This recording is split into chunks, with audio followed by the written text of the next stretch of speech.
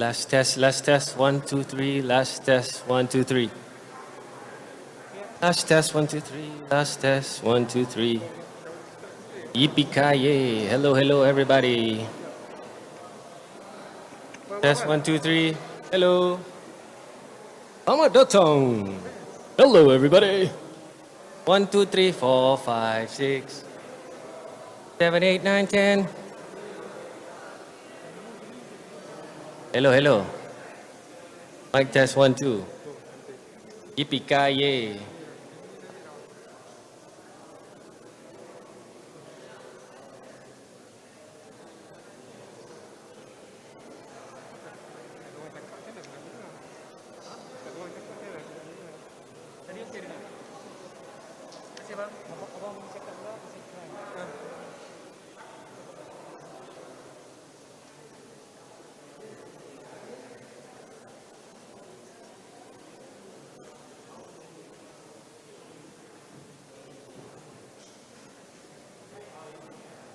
Hi, mic test. 1, 2, 3. Hi.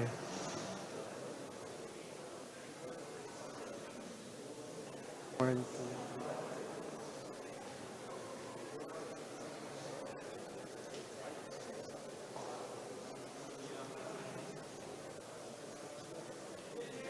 Hi, all okay? Mic test, 1, 2, 3. Kawal? Mic test, 1, 2, 3. Good.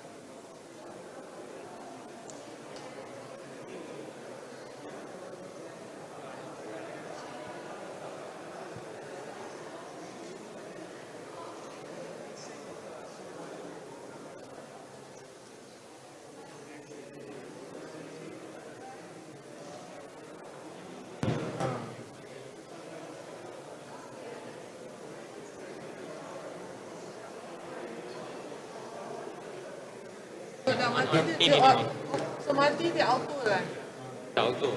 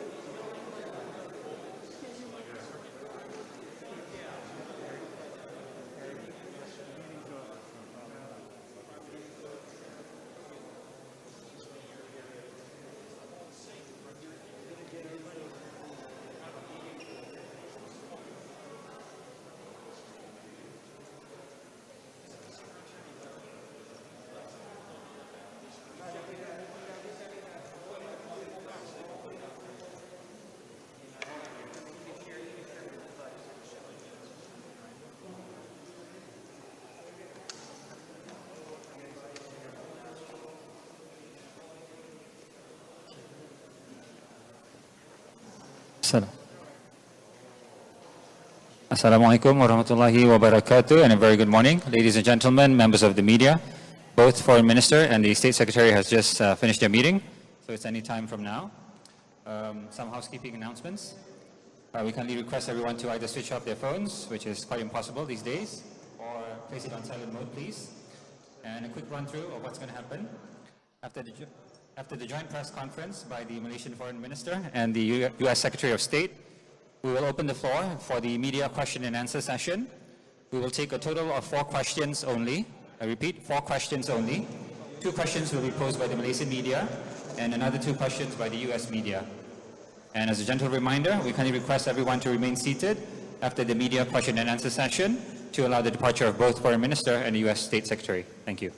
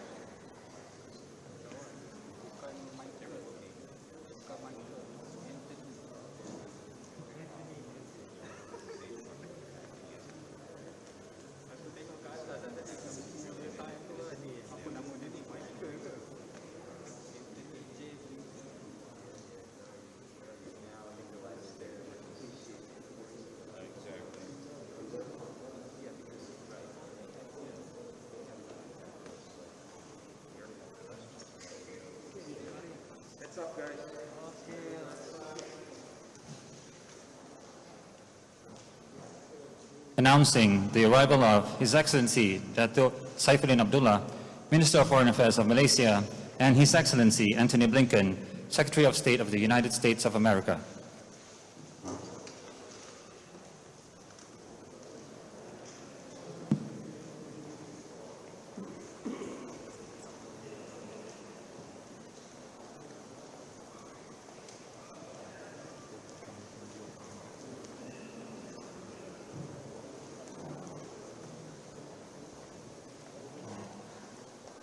We will begin today's joint press conference with a statement by His Excellency Dato' Saifuddin Abdullah, followed by His Excellency Antony Blinken. Excellencies. Salam sejahtera, good morning everyone. His Excellency Mr. Antony John Blinken, Secretary of State of the US. Ladies and gentlemen, it is really a pleasure to welcome my friend and colleague, US Secretary of State, Mr. Antony Blinken. Welcome to Malaysia and to Kuala Lumpur, and all the members of the US delegation here at Wisma Putra and to Putrajaya. And I've been meeting Tony quite a few times online and on the phone, and we are indeed very happy that we are meeting face to face, or is it mask to mask?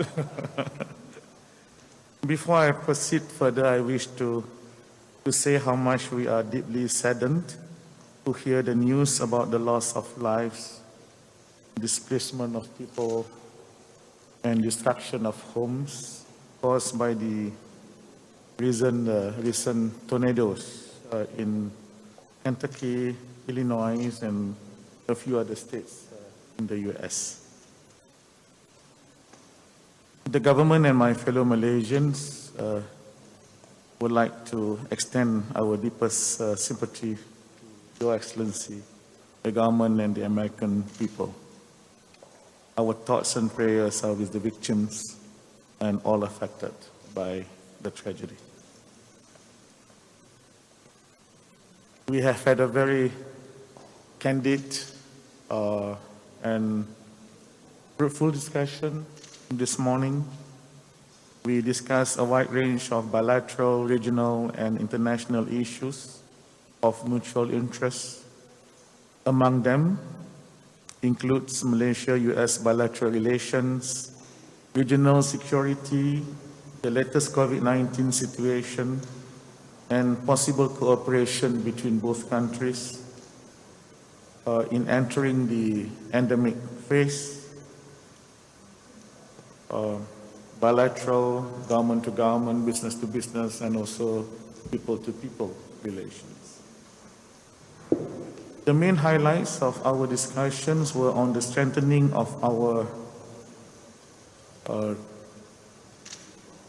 cooperation in trade and investment. We talk a lot on digital economy, cybersecurity, defense, health, and people-to-people ties. We are committed to working closer to strengthen and bring the Malaysia-US comprehensive partnership to greater heights. Secretary Blinken is also scheduled to call on Yang Amat Berhormat Perdana Menteri, Prime Minister Dato' Sri Ismail later this afternoon. During our discussion, we agreed that we should resume the dialogues between our senior officials to discuss various issues. On digital economy, I reiterated to Secretary Blinken that the US is an important ASEAN partner in advancing the region's digital economy. I also shared with him what the Malaysian government is trying to do, in particular through My Digital for connectivity and the 4IR plan of action for the overall digital economic growth. We also welcome more U.S. investments and participation in the various digital connectivity projects, especially in the remote and rural areas of Malaysia. On cybersecurity cooperation, we welcome the one-off USD 5 million financial commitment by the U.S. to help countries in the region to strengthen our cybersecurity capacities. I also took the opportunity to request the U.S. support and assistance in the development of an information sharing and analysis center in Malaysia, similar to those already established in the U.S. I also shared with Mr. Secretary on the cybersecurity framework among the ASEAN defense ministers. Malaysia highly values the U.S. continued assistance in developing our defense, security, and maritime capacities. We are grateful for the recent pledge by the U.S. to contribute mobile intensive care unit worth USD 1.5 million to the Malaysian Armed Forces for emergency and disaster response. We are also appreciative of the U.S. contribution of the Scan Eagles drones for our Royal Malaysian Navy. We appreciate the U.S. continued support in the development of our maritime enforcement capacity, and there may be future cooperation in this regard. On COVID-19, we are very thankful to the contribution by the U.S. and the U.S. leadership in ensuring equitable access of vaccines globally. And we thank the U.S. on its contribution of the 1 million doses of Pfizer's COVID-19 vaccine that we received last July, and also the U.S. 800,000 worth of medical equipments, US 2.85 million worth of medical equipments and supplies, and the US 800,000 financial contribution to the Malaysian Red Crescent Society. I also informed Secretary Blinken that in support of President Biden's Global COVID-19 Summit Initiative, as well as our commitment to ensuring fair and equitable access to vaccines, Malaysia has recently contributed USD 100,000 to the COVAX facility. This is in addition to the USD 28.82 million provided earlier. We have also provided 200,000 doses of AZEC vaccines to Bangladesh, and about 283,000 doses to Lao PDR.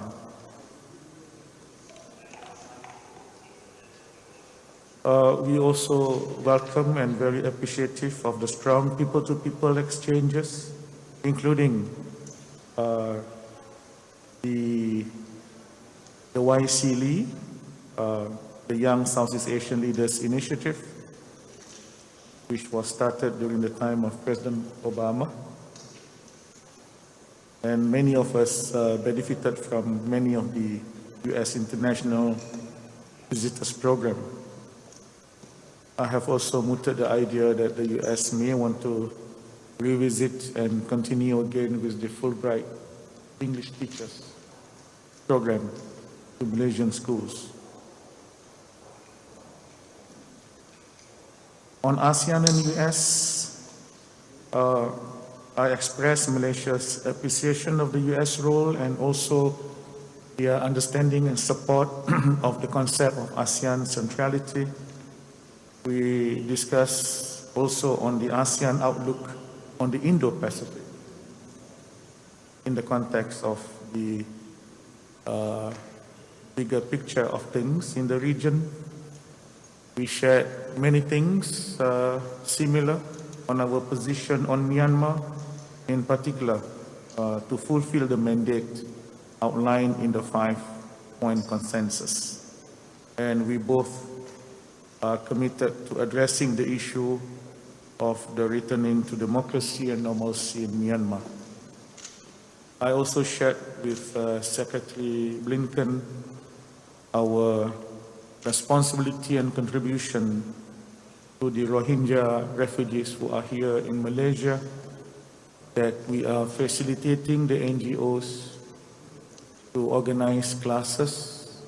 There are 48 classes called the Alternative Learning Centers, where Malaysian NGOs run school programs for the Rohingya children, and I mooted the idea that there can be probably some arrangement or cooperation between the US and Malaysia in this regard. We also appreciate the fact that the US has been taking in a considerable number of the refugees in the last many years. So we had a very interesting discussion, very fruitful, and I look forward to meeting my colleague and friend in other meetings too. Perhaps without the mask on. Thank you so much. And friend the Foreign Minister, wonderful to hear. The Foreign Minister said we had the opportunity to work together virtually, but actually at least without the masks too. But my friend, and to the entire government and also to the people, for the warm welcome that you've given to all of us. I'm here in Kuala Lumpur midway through what is a 3-country tour of Southeast Asia. Yesterday,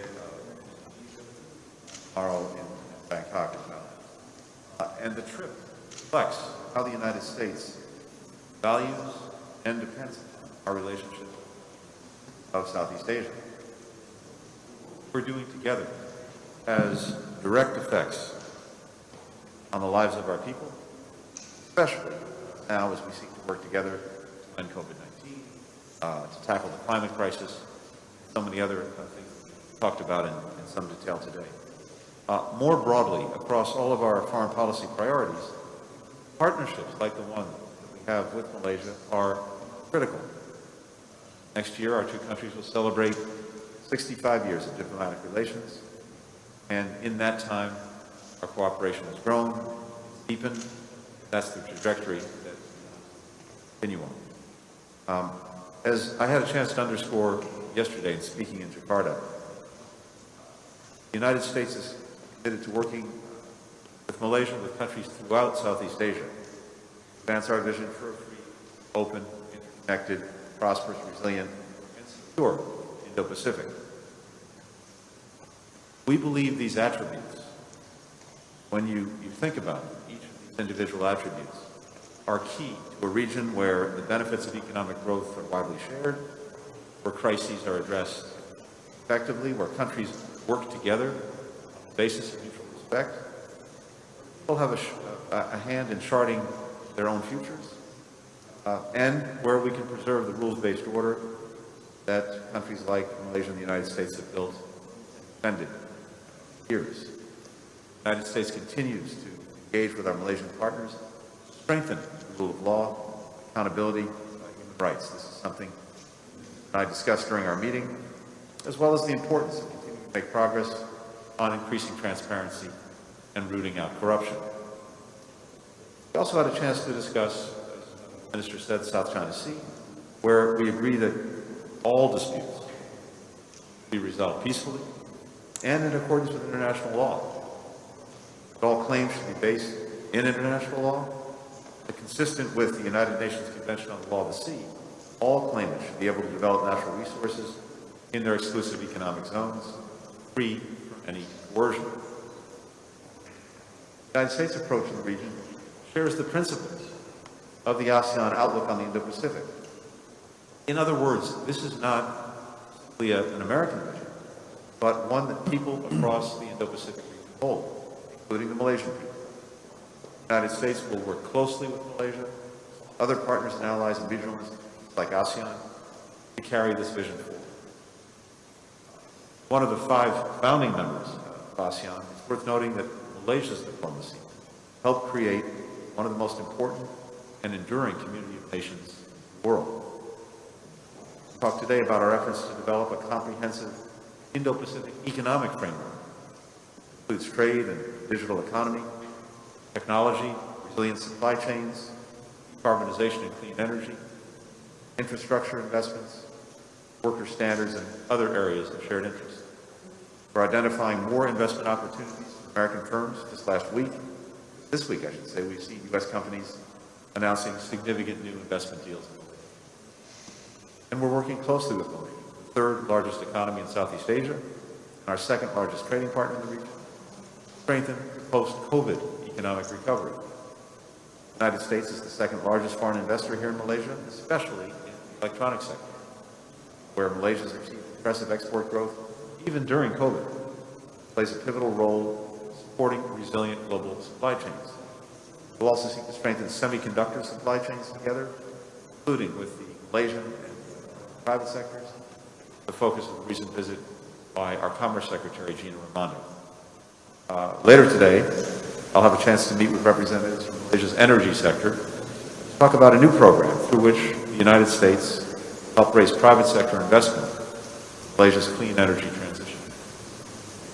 The world's 3rd largest producer of solar energy cells, and as a country, signed the COP26 global methane pledge and the deforestation pledge. Malaysia is showing real leadership on the climate crisis. The United States is eager to support these efforts to help grow the clean energy economy here in Malaysia. And on COVID-19, as the noted, we have donated 1 million vaccine doses to Malaysia, provided another $2 million in COVID-related assistance, which has gone toward testing supplies, PPE, gowns and masks, and to assist refugee communities that are particularly suffering from economic downturn. We've had a lengthy discussion about not only what we need to do to overcome the current pandemic, but also what we need to do to build back better and have a stronger global health system so that we can better confront future pandemics. Malaysia has shown commendable leadership on the COVID response. More than 78% of the adult population vaccinated, fully vaccinated. And indeed, Malaysia has pledged to donate excess vaccines to nearby countries, including Laos and Bangladesh. Try that. I apologize. Thank you. See if this works. No, we have feedback.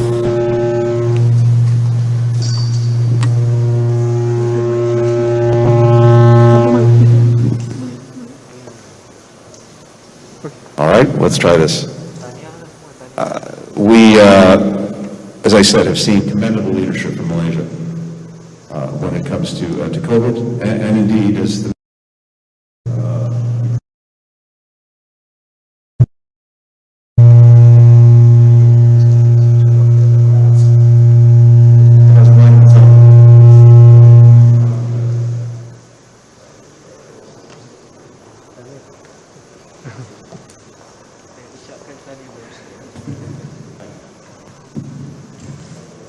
My apologies. Let's see. Maybe we try this.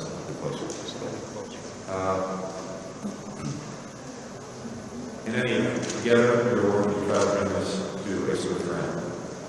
Finally, the people-to-people ties between Malaysia and the United States are a source of tremendous pride and strength both of our countries. So I was taught a Malay word recently, buhiba, which I'm told translates roughly as people of multiple cultures coming together in a spirit of peace, tolerance, and understanding. That's a powerful national value. Malaysia, and it's something that the United States understands as well. We're proud that thousands of Malaysians are alumni of the exchange programs, and indeed, my friend, the foreign minister, participated in one of our international visitor programs some time ago. This is a source of tremendous connectivity between cultures, between countries, and one that we want to continue to deepen. In fact, later today, I'm going to spend some time with members of the Young Southeast Asian Leaders Initiative, YSEALI, that President Obama launched in 2013. Since then, we've had 150,000 young people across Southeast Asia join the YSEALI network, and that includes 10,000 young people here in Malaysia. Their energy, their creativity, their dedication to doing all they can to serve their communities, to serve their countries, to serve the world is deeply inspiring. And I'm looking forward to hearing from them how the United States can continue to support their aspirations. My friend, thank you again for a very already productive visit to Kuala Lumpur. Look forward to continuing our work together and taking any questions. Thank you.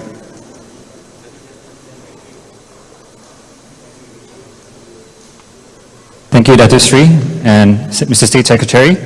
As mentioned earlier, we will take a total of 4 questions from members of the media, 2 from the Malaysian media, and 2 more questions from the US media.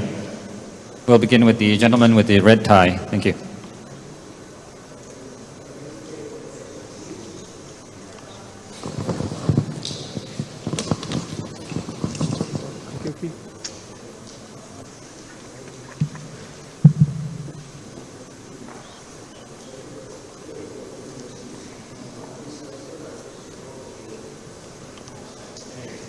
Can't hear you.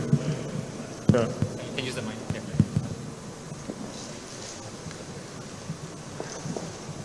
A very good day for both excellencies. This question I'm posing to both of you.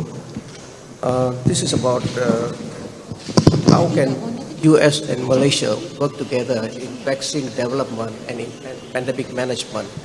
I think both countries have got strengths in these areas, so how we can just coordinate and work together. That's all, excellencies. Thank you very much.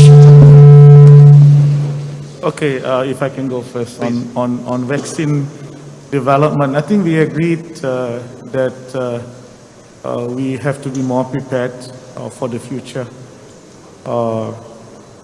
We don't know what is going to happen. We learn from the pandemic, and we have to be more prepared.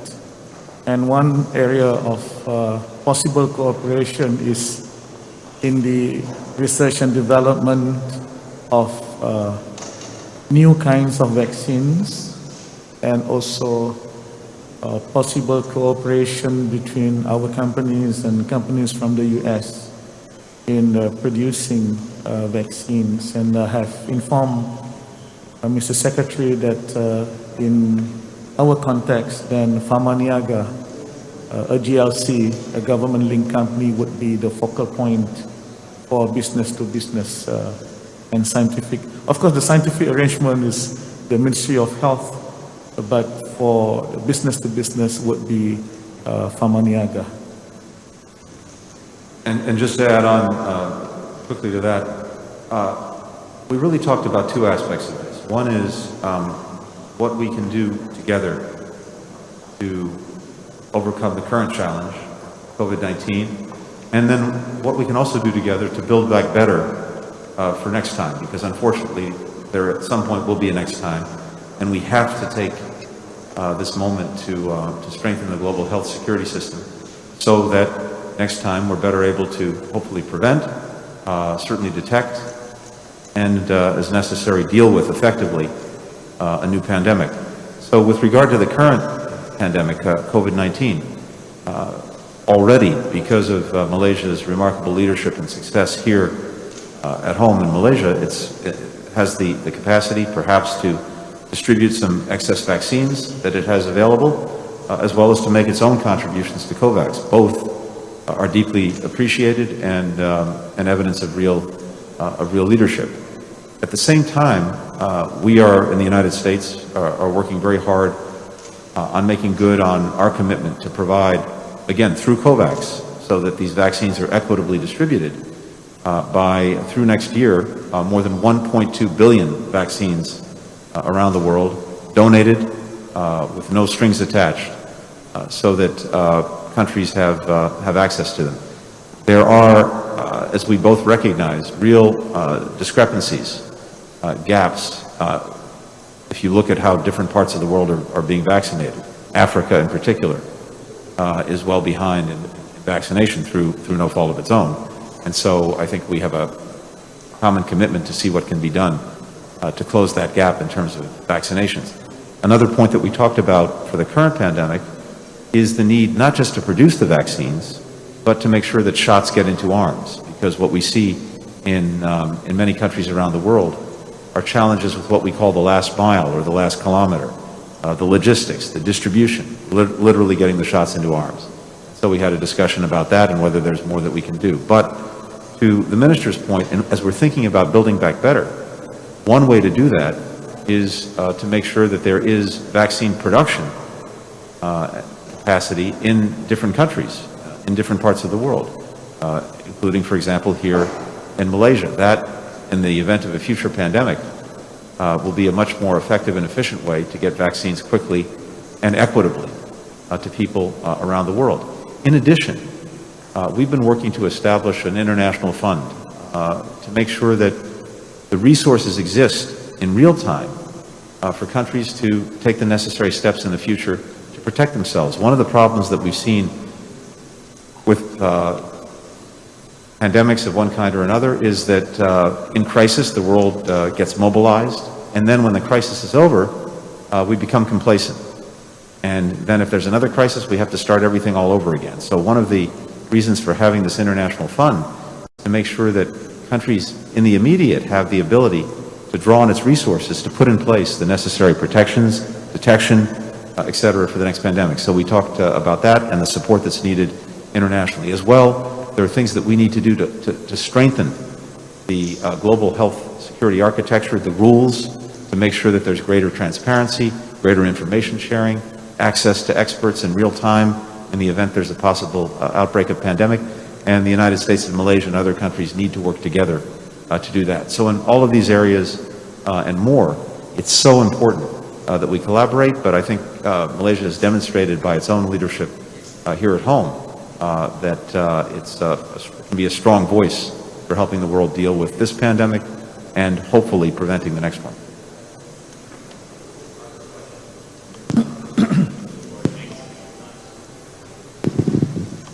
Can you hear me? Okay, this woman is going to make herself heard today. I'm sorry, I think there's echo to the sound.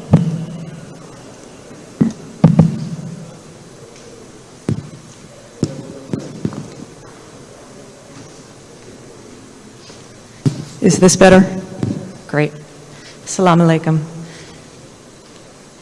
Mr. Minister, the U.S. Customs and Border Protection has prohibited a number of exports from Malaysian companies to the United States over accusations of labor practices. Did you discuss this today, and what was the response, if so? I'm also curious of your expectation of the Biden administration's soon-to-be-released framework for Indo-Pacific policy. Is it satisfactory from what you've heard so far? And what new assurances might it include over strengthening or protecting Malaysian rights in the South China Sea? Secretary Blinken, good morning. Morning. Russia is saying it is going to consult with the Chinese government today over the military buildup on the Ukraine border. Has the U.S. also discussed this with China? And what is your understanding of whether Beijing supports Russia's view? How do you interpret Russia's intent of involving the Chinese here? And one more, if I may. Is the U.S. still committed to fulfilling the agreement to sell F-35s and drones to the UAE? What is the Biden administration asking of the Emiratis that has caused them to pull back? Thank you. Okay, thank you. On the WRO, yes, we did discuss the matter. I have shared with Secretary Blinken that the Malaysian government has taken various steps to improve both our legislation and the administration of labor in particular. For example, we have amended our labor law, in particular to ensure that employers will take better care of their employees, for example, in their living conditions.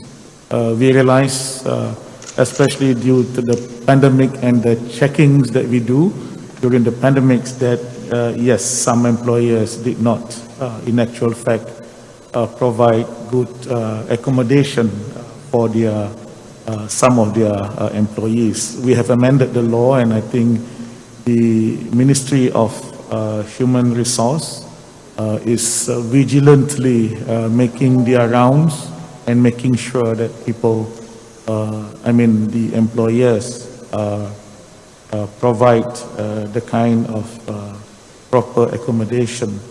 We have also introduced the e-wages online system where employees can, as and when they feel that they have been deprived of certain rights, that they can complain online to the Ministry of Human Resource. And there are also a couple of other initiatives that the government is undertaking.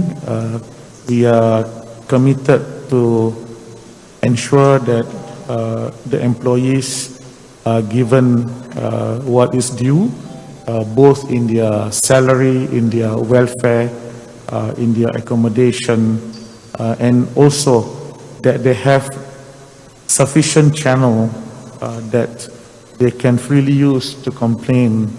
And this is the e-wages that I was alluding to earlier. On the President Biden's outlook on the Indo-Pacific, we appreciate the fact that the U.S. recognized that we have the ASEAN outlook on Indo-Pacific. We did discuss this, not very lengthy, but I think there is this understanding that there should be more exchanges between ASEAN and the U.S. In this regard. It is important for both ASEAN and the U.S. because this, among others, covers not only our relations, but also many of our cooperations, including in defense and trade, when it touches the region. I'm referring here to Southeast Asia and South China Sea in particular. So, yeah, I think we need to discuss this further at many other platforms, be it at the US-ASEAN, the annual US-ASEAN Summit, but also in many of the other platforms that we sometimes meet together and discuss these matters. Thank you. And Lara, with regard to Russia and China, I can't speak to whatever conversations they're having. If they choose to share the contents, I'm sure we'll be interested in learning that. I'm not aware that we've spoken directly to China about our concerns with regard to Russia's actions toward Ukraine. Certainly, our concerns are extremely well known. The President's spoken to them publicly, repeatedly, as have I and as have others. If there are opportunities to share that directly, I'm sure we'll do so, but I'm not aware that we've done that. With regard to the UAE and the F-35s and the drones, we remain prepared to move forward with both if that is what the Emiratis are interested in doing. We've wanted to make sure, for example, that our commitment to Israel's qualitative military edge is assured. So we wanted to make sure that we could do a full review of any technologies that are sold or transferred to other partners in the region, including the UAE. But I think we continue to be prepared to move forward if the UAE continues to want to pursue both of these systems. Take the next question from Awani.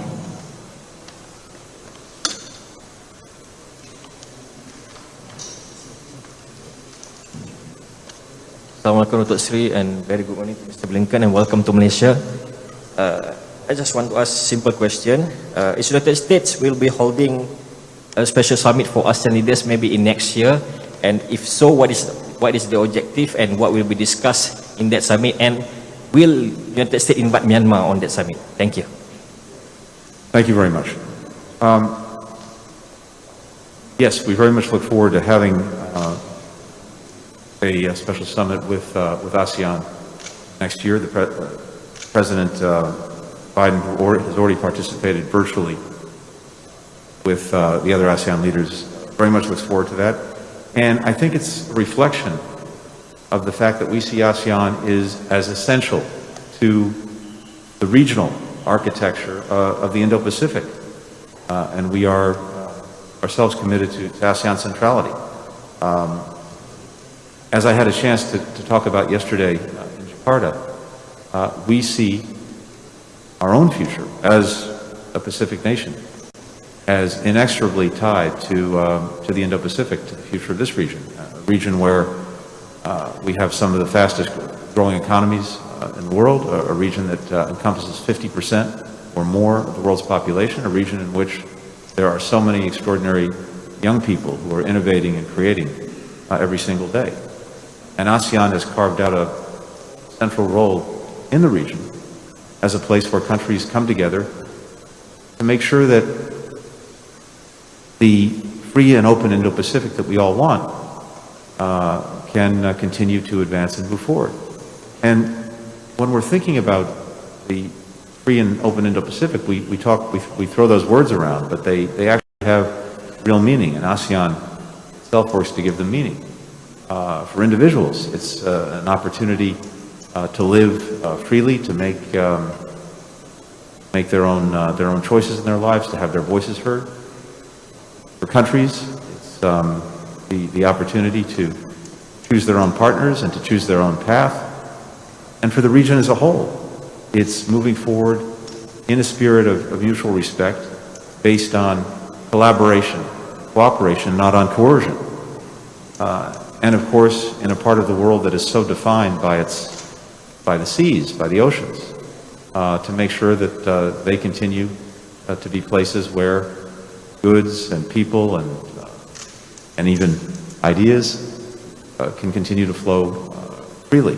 So this is an opportunity for us, as we're putting out our own strategy for the Indo-Pacific, to also closely compare notes with ASEAN, as the minister said. And as I noted, our own view is very coincident with the ASEAN outlook for the Indo-Pacific. They align very, very closely. We have a shared vision for, as I said, an open, connected, prosperous, resilient, and secure region. And ASEAN is a fundamental institution for promoting that shared vision. So the President looks very much forward to that. I suspect that there will be a focus on a number of things that are of great importance to all of us, to include the recovery from COVID-19, to include dealing effectively with climate change, to include looking at how we can deepen investment, build green infrastructure, etc. And yes, I imagine that Myanmar will be very much on the agenda. What we've seen over the last year in Myanmar, the reversal of its democratic trajectory, the repression, violence that's ensued, the human suffering, as well as the very difficult humanitarian situation, I think are of deep concern to every member of ASEAN and to the United States. ASEAN's developed a 5-point consensus that needs to be implemented and followed by the regime in Myanmar. So this will also be an opportunity to take stock of where we are and to see how we can continue to work together to put Myanmar back on the democratic trajectory that it was on. ASEAN has been, U.S. has been an important ASEAN dialogue partner. Whether you realize it or not, that the ASEAN-U.S. dialogue has been going on since 1977. And next year we should be celebrating the 45th anniversary of the U.S.-ASEAN dialogue. And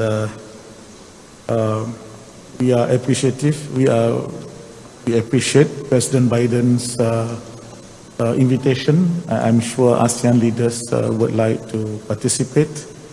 And this will definitely be discussed by the foreign ministers at our retreat in Cambodia on the 19th of January. While we await more information as to the actual date and the contents of the summit, but I think what Mr. Secretary has just said would probably be on the agenda. Myanmar, post-pandemic recovery, trade, and also a lot of people-to-people relations between ASEAN people and the U.S. So yeah, I think I'm very confident that ASEAN leaders would welcome the gesture and appreciate the recognition by President Biden on the importance of the ASEAN-US dialogue. So the summit is really something that is very, very timely organized. We'll turn to Nike Ching for our final question.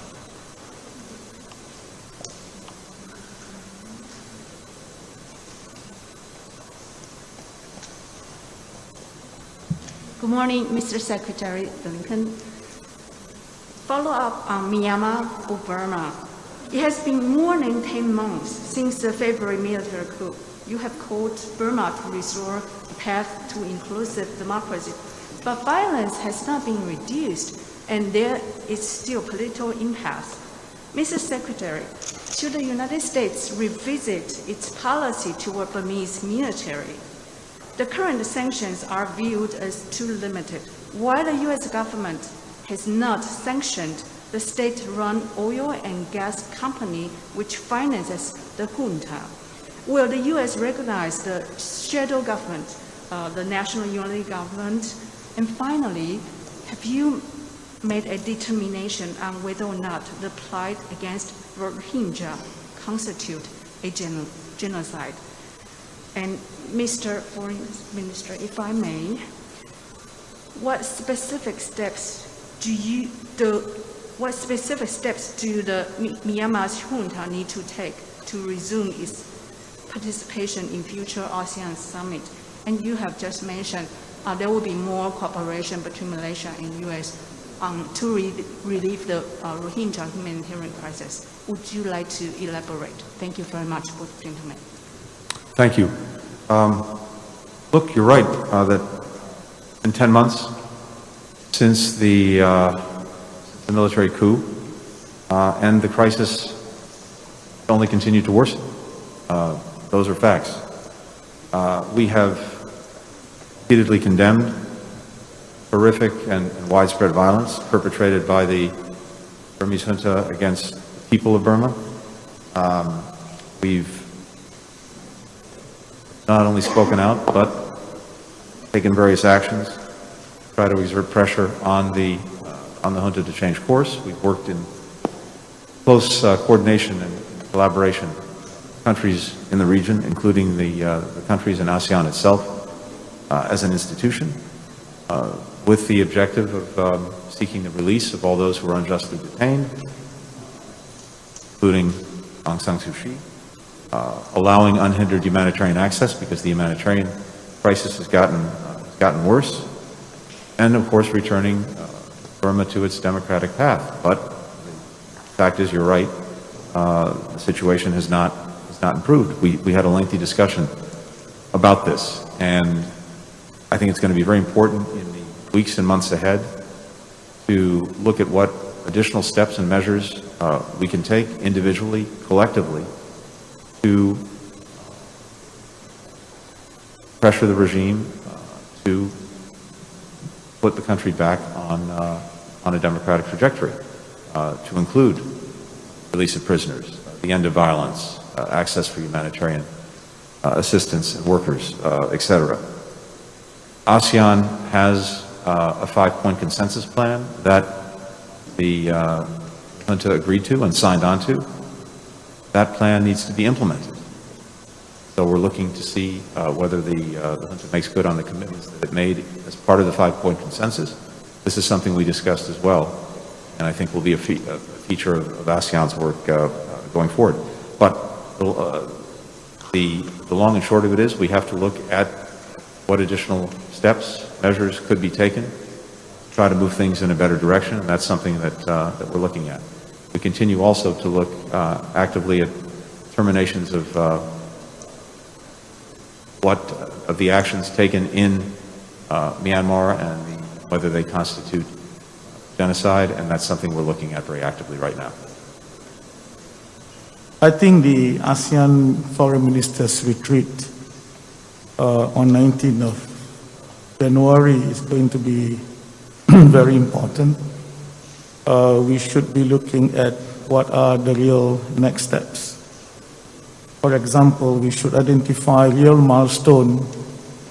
We have the 5-point consensus, but we do not identify exactly when certain things need to be achieved and how.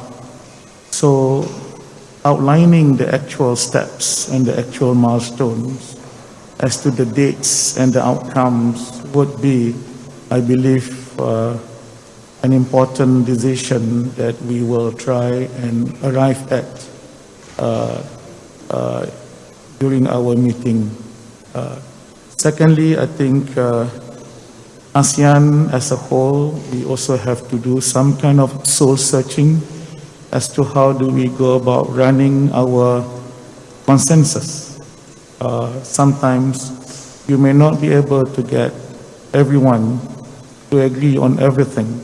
There are 10 member states. For the last 1 year, there were no consensus on many things, including who to invite to this summit. The decision was made then that we do not invite the leader of the military junta. But we cannot go on like this. We have to make sure that there are certain ways of doing things. I understand that we celebrate the principles of non-interference.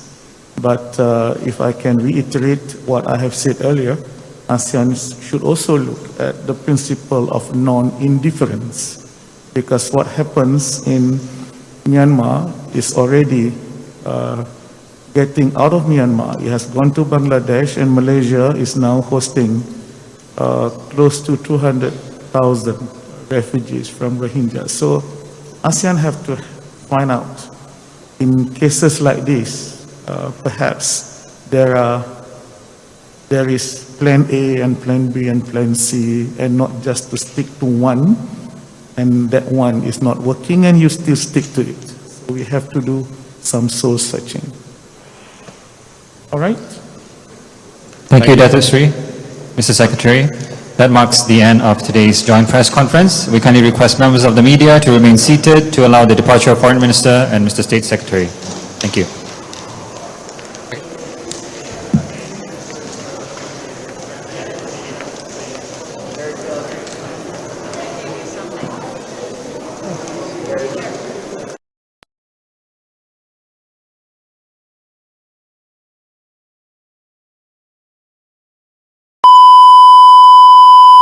This is the primary audio circuit for the Reuters live service.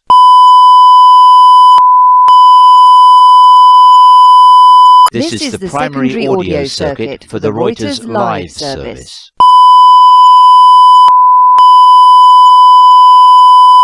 This is the primary audio circuit for the Reuters live service. This is the primary audio circuit for the Reuters live service.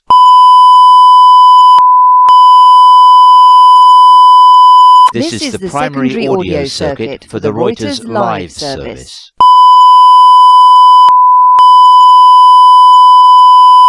This is the primary audio circuit for the Reuters live service.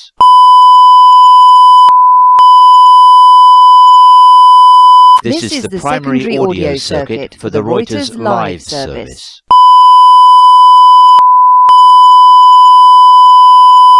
This is the primary audio circuit for the Reuters live service.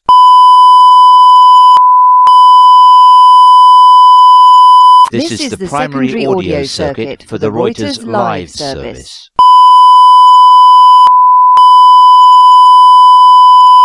This is the primary audio circuit for the Reuters live service.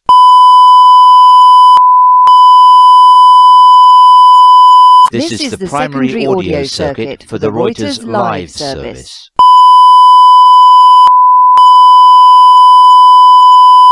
This is the primary audio circuit for the Reuters live service.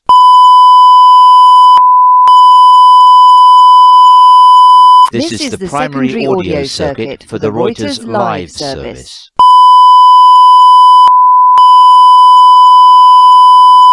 This is the primary audio circuit for the Reuters live service.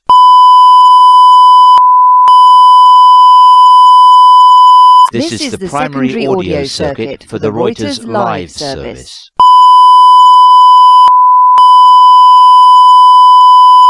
This is the primary audio circuit for the Reuters live service.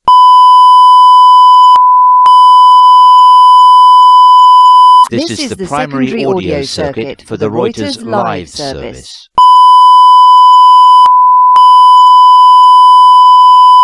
This is the primary audio circuit for the Reuters live service.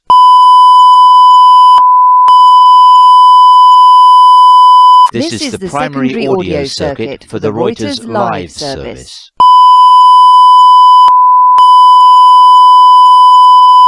This is the primary audio circuit for the Reuters live service.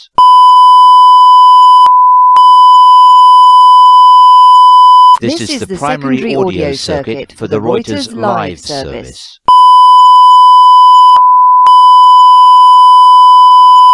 This is the primary audio circuit for the Reuters live service.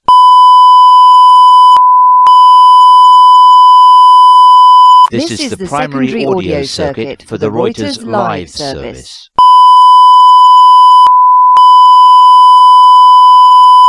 This is the primary audio circuit for the Reuters live service.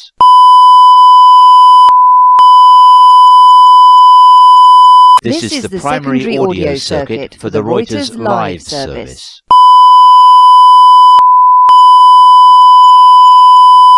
This is the primary audio circuit for the Reuters live service. This is the primary audio circuit for the Reuters live service.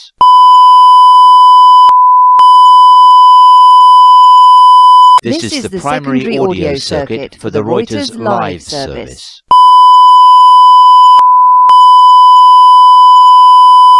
This is the primary audio circuit for the Reuters live service.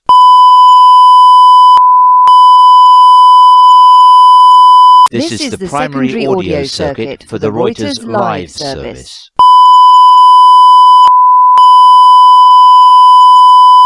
This is the primary audio circuit for the Reuters live service.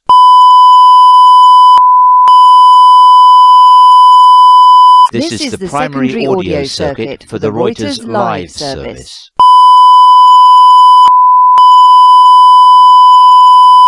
This is the primary audio circuit for the Reuters